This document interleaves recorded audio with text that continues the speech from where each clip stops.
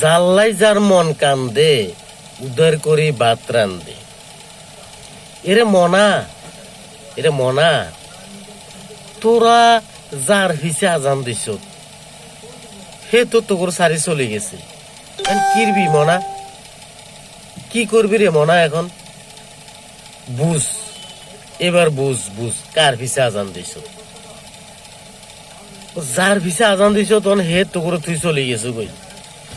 হ্যাঁ, ফালাইছি হোলানে গজেন ফালাইছি। হ্যাঁ, আর যে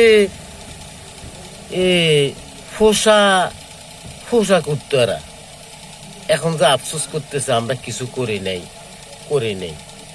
হ্যাঁ, আমগুলো হুকুম করছি, আমরা করছি। এরে মনা,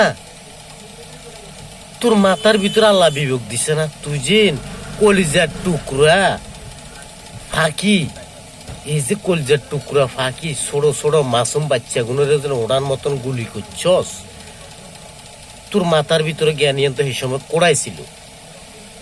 কইছিল যার কথা মতো করছস হে তো তোর থুই উড়াল পাখির মতন শো করে চলে গেছে। তোর নিচে নাই কার পিছে আজান দিছিস তোরা? কার কথা মতো চলছিস?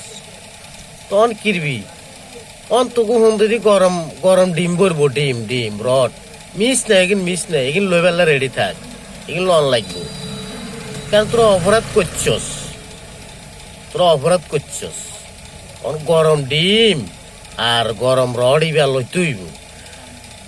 তোরা সেই সময় তো চিন্তা করার দরকার আছিল। কিরে গরম ডিম যে কেল্লা আর গরম রড যে কেল্লা চিন্তা করতে হারলি না? সেই সময় বাবুরা আমরাই কেমন করতাম না?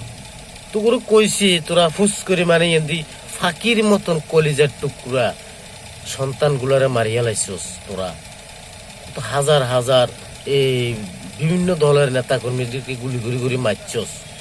এখন মানুষ ন, এগুলো তো মানুষ, তোকে মতন মানুষ।